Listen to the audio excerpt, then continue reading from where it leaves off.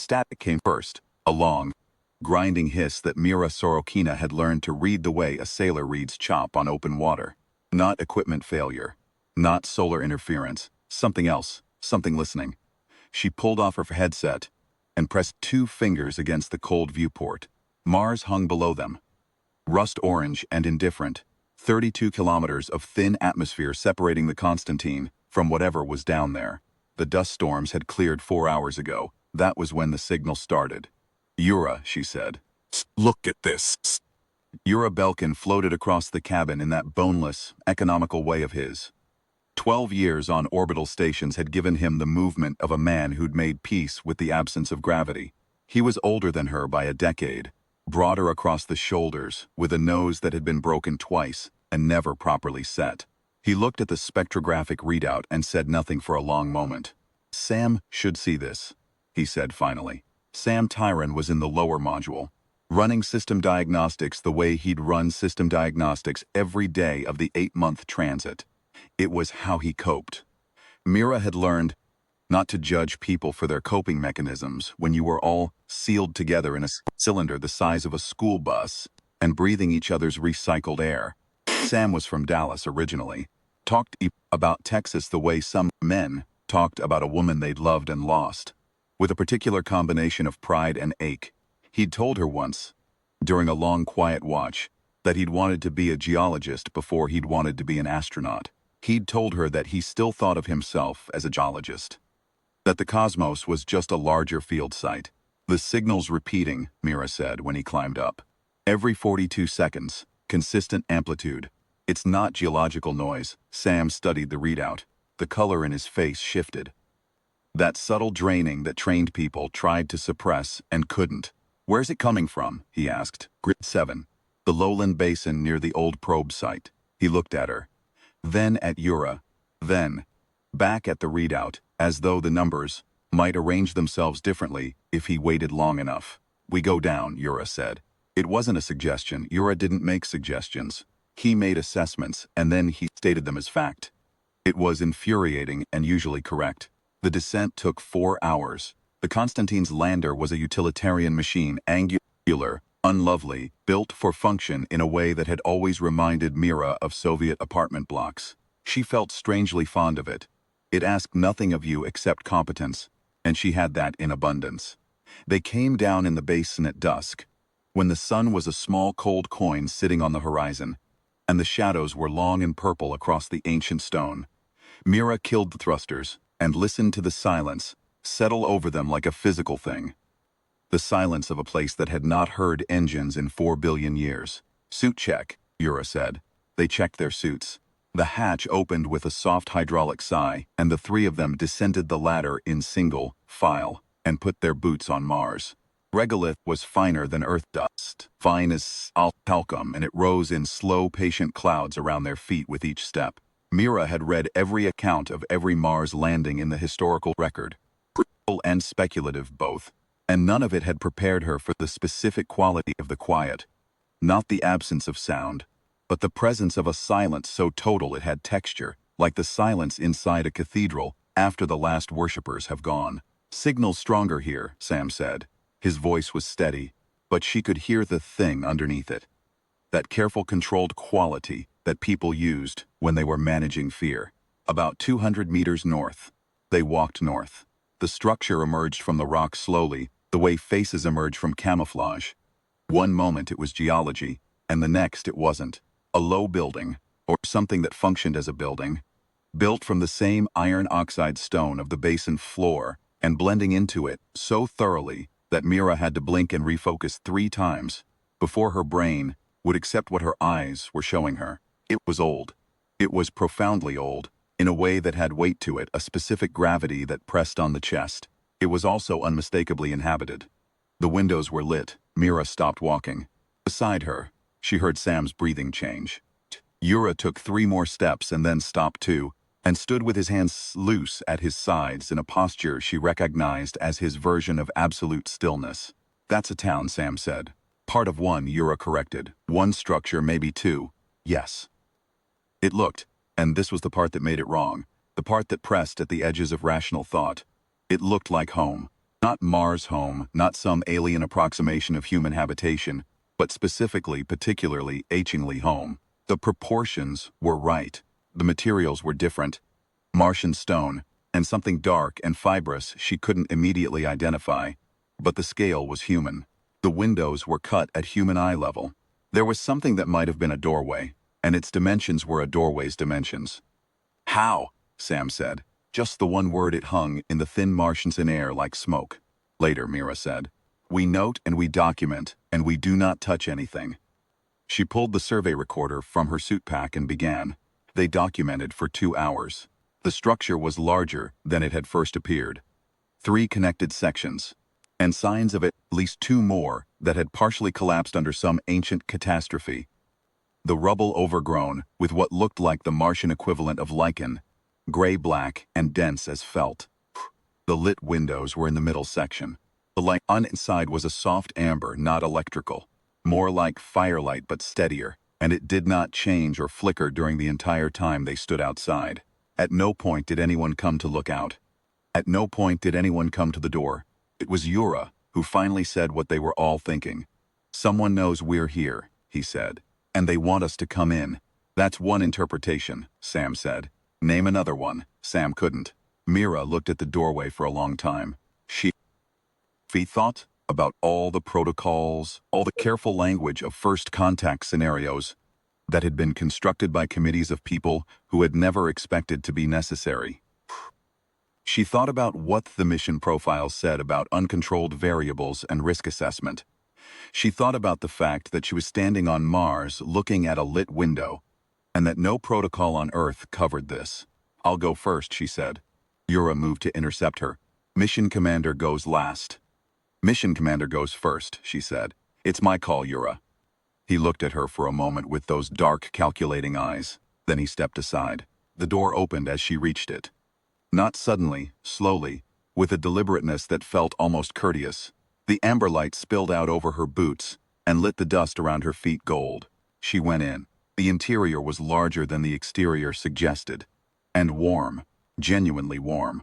Warm enough that her suit's climate indicators shifted visibly. Warm enough that she could feel it through the insulation. Walls were covered in markings. Shallow cut lines that formed patterns she couldn't immediately read, but which her eyes kept trying to. The way eyes keep trying to find faces in wood grain. Floor was smooth and slightly concave. In the center of the room, there was something like a table. On the table, there was something like food. And behind the table, regarding her with calm, unblinking attention, was the first Martian she had ever seen. It was not what she'd imagined. She'd imagined, in the idle, unscientific way that one imagines, something threatening or something magnificent, something that announced its alienness in immediate, legible terms. She found was something that required time to understand. It was taller than her, but not dramatically so. It had 2 eyes, set wide, and they were pale, the color of winter sky, and they did not blink. Its skin was the word, was the same color as the basin floor, and it sat with a stillness that made her stillness on the surface feel like agitation by comparison. It gestured at the food. Mira turned and signaled through the door. A moment later, Yura came through, then Sam.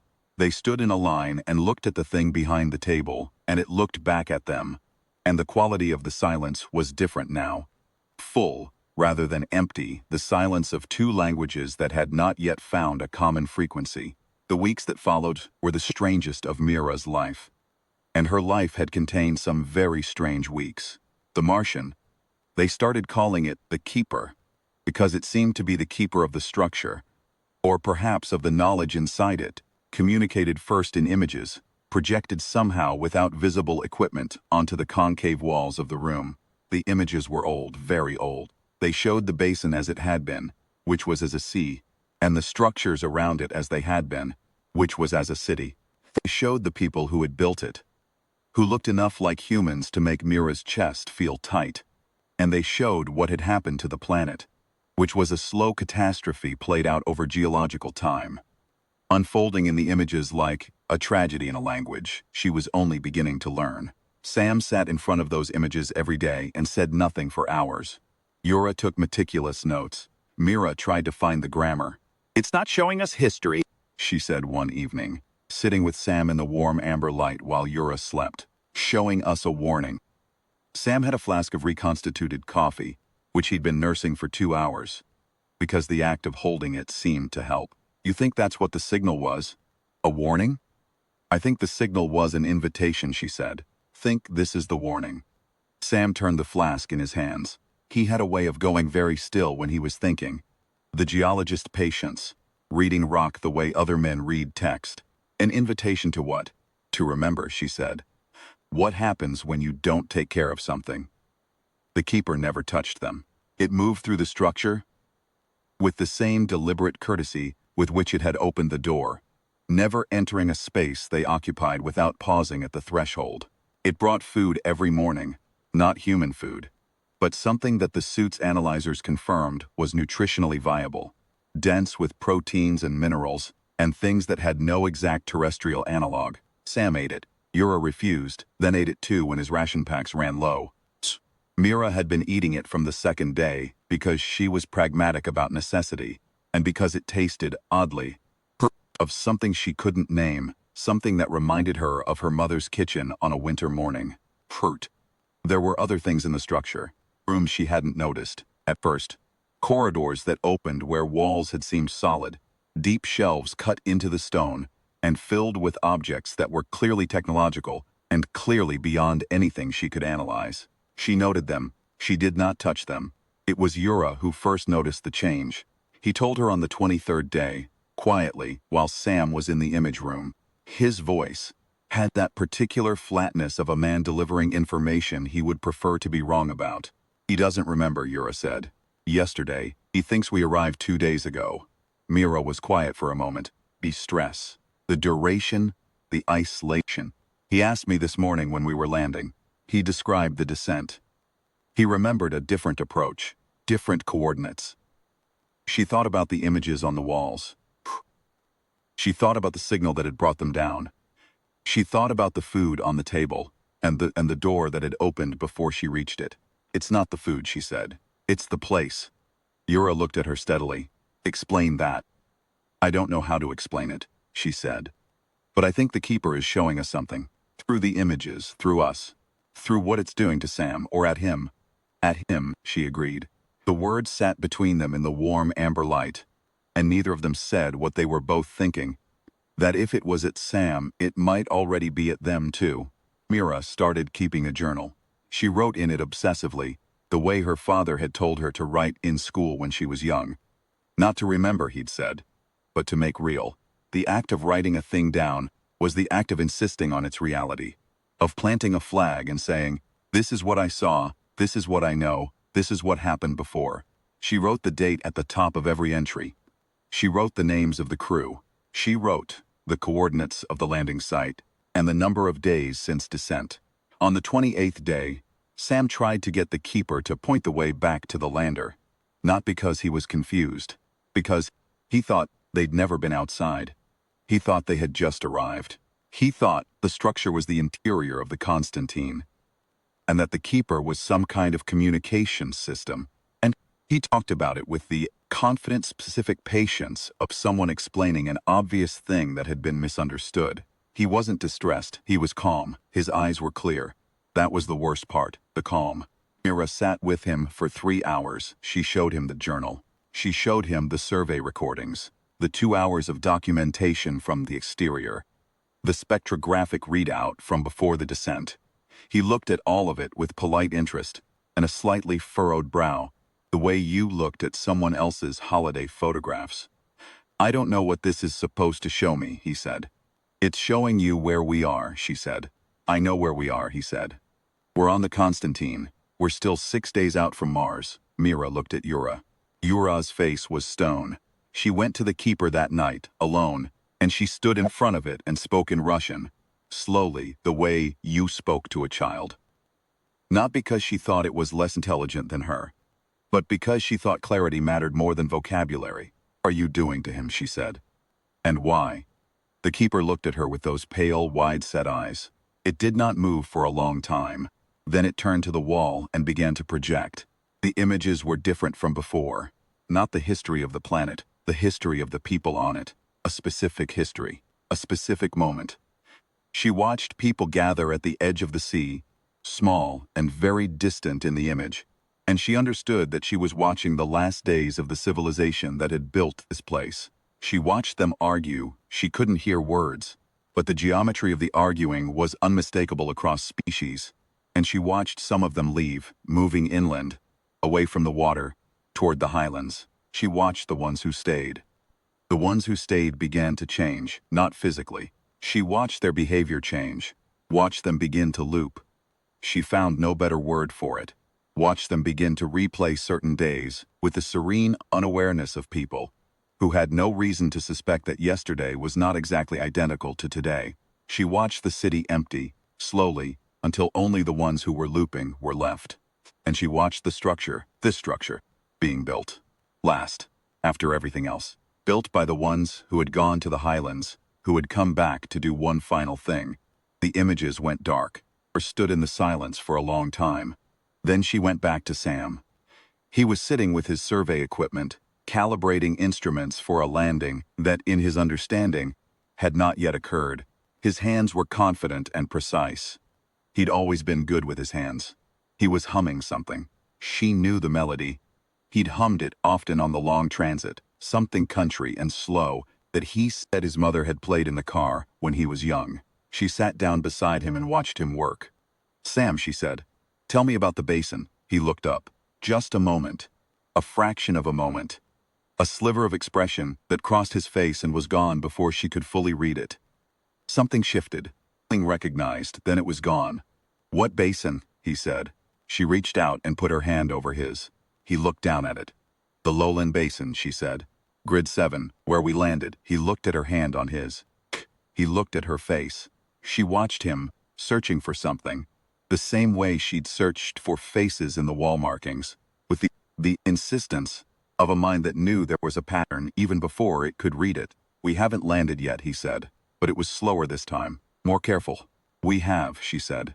"We've been here 29 days. You know what Mars dust smells like now. You've told me twice. You said it smells like old pennies and something you can't name." He said nothing. "Your boots are red," she said. "They were gray when we landed." He looked down at his boots. She watched him look at his boots for a very long time. She watched his face go through something that she didn't have a name for and didn't try to name. The specific private experience of a human mind refusing, and then accepting a reality that had been taken from it, and taking it back. It looked like pain, but it was also something else. It was the thing that came after pain when pain had done its work. 29 days, he said. His voice was different, quieter. 29 days. He turned to the wall where the keeper stood, watching from the corridor entrance. His jaw was tight. She felt his hand close over hers. "I want to go outside," he said. "We can do that," she said. They went outside at dawn, all three of them, and stood on the basin floor while the sun came up, small and cold and very far away, and lit the stone around them the color of old iron. Sam walked about 50 meters from the structure and stood there for a long time with his back to them. And Mira let him stand. Yura stood beside her with his arms crossed and said nothing, which was his version of solidarity. When Sam turned around, his face was his own again. "We have to go back," he said, "soon." "We know," Yura said. "Tried to keep us here," Sam said. Not an accusation, just a fact, laid down flat and clean like a tool on a workbench. "Or it tried to show us something," Mira said. "And it used you to do it." Sam looked at the structure. The amber light was still visible in the windows, steady, patient. "What did it show you?" he asked. She thought about the images on the wall. The city at the edge of the sea. The people who looped and looped while the world emptied around them. The ones who left and came back and built something new. Not to save anyone, but to remember. To make real. "That this has all happened before," she said. "And that someone thought it was important enough to build a place where the next ones who came along could see it."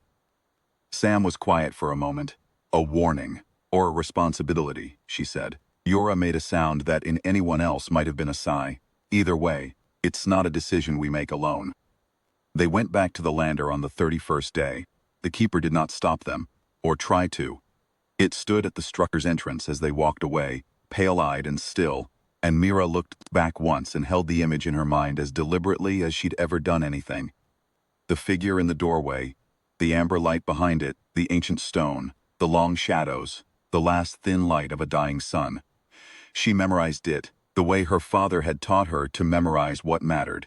She wrote it in the journal that night, while Yura ran ascent calculations and Sam slept the deep animal sleep of a man who had just recovered a piece of himself. She wrote, "We are not the first and we will not be the last. The question is what we leave behind for the ones who come after." She wrote, "They built a place to remember in. We will have to decide what we build." The ascent burned smooth and hard, and the basin fell away below them, and the structure shrank to a point and then to nothing, and Mars became a rust-orange world hanging in the dark. Mira sat at the instrument panel and watched it recede in the rear display, and she did not look away until it was just a light among the other lights. Indistinguishable, patient, waiting. The signal had stopped when they lifted off. She noticed that. It had played for 31 days, and then when they were gone, it had gone quiet. It was waiting, she thought. It had been waiting a very long time, and it was prepared to wait a great deal longer. That was the other thing the Keeper had shown her. Not in images, but in its simple, impossible presence. The patience of something that had survived the death of an entire world, and had remained at its post, and had done the one thing it was there to do when the opportunity finally, after how many millennia, presented itself. She thought about that patience the whole long transit home. 8 months of silence and recycled air and a flask of bad coffee. She thought about it during her watches, and in the long dark hours when the rest of the crew was sleeping and she was the only human being conscious in a particular stretch of empty space. What would they build? What would they leave behind? The question was not abstract. It had never been abstract. It was the specific, urgent, practical question of a species that had just learned. It was not the first to look up at the stars and reach toward them, and had also learned what it cost to stop paying attention to what you were reaching away from. She thought about Mars as it had been. The sea in the basin, the city at its edge, the people who had built it, who had been enough like her to mistake their architecture for home. She thought about the slow catastrophe that had taken it all, and the stubborn, mournful genius of the last act, the ones who had survived, who had come back, who had built a lighthouse on the bones of a dead world. Not to warn, not really. Warnings were for people who didn't already know, to remind, to insist on the reality of what had happened, to plant a flag in time and say, "This is what we lost. This is how we lost it. This is what we knew before we forgot to know it." She pulled out the journal and wrote one more line, and then she capped the pen and watched the stars. The stars did not watch back. They didn't need to. They had already been watching for longer than anyone had words to say, and they would keep watching long after the last human hand had set down the last human pen and gone wherever the last humans went. She was not the last, not today, not yet, and the pen was still in her hand. She put it away and took up her watch. The Constantine moved through the dark between planets, carrying 3 people and their knowledge and their strange new understanding home, and it did not look like much from the outside, just a small machine falling along a calculated arc, insignificant against the scale of everything. But Mira had stopped measuring significance by scale a long time ago. That was another thing you learned out here. You learned that the important thing was never the size of the signal. It was whether anyone was listening.